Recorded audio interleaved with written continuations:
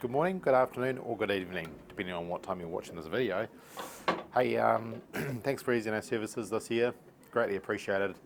Can't thank you enough. Just one last cool thing before we leave for this year. A customer tried to open up their own ECU to connect some JTAG connectors onto the microcontroller.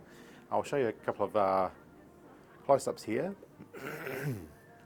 So, with that focus, so they just use an angle grinder to access, and I can't, it's through here.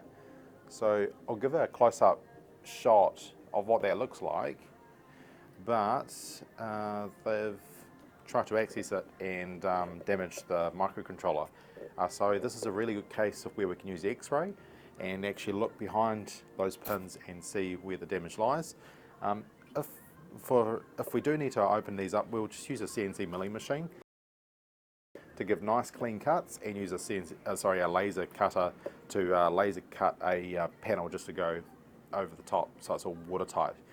Because these ECUs are exposed to a lot of elements, and they need to be watertight when they've been repaired. So this one here will be impossible to watertight again. So we told the customer, we need to chuck this in the CNC and recut that, so it's actually a true dimension, if you like. Here's another.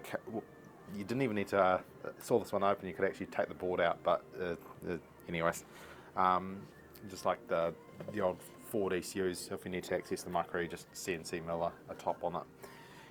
Anyways, let's have a look under the X-ray and see what the damage is. Righty-ho, we'll put this into the X-ray and see where the damage actually is, and look behind the pins. So, put down there, and comes up on the screen here. I'll see if I can zoom in just a little bit, and we'll just access this area here.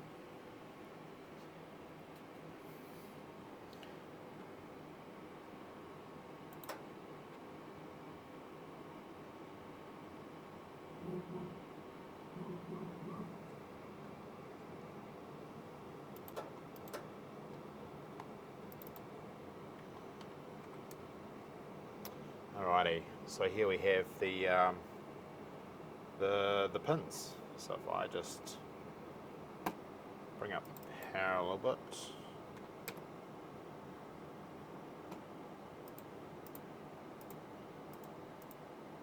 there we go. So I can see here's all the pins being mashed together, the solder here, and here's that line, so that wire that we saw earlier, and that's actually part of the pin itself. So here's a good known pin. I wonder if I can just zoom in just a little bit more there.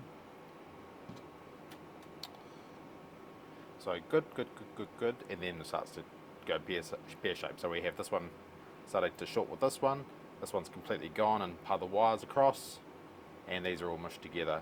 But I'm actually seeing behind here that these aren't actually connected to the control board. So here I can see a wire going down here. This via and conductor goes to this line, but these are actually not connected at all.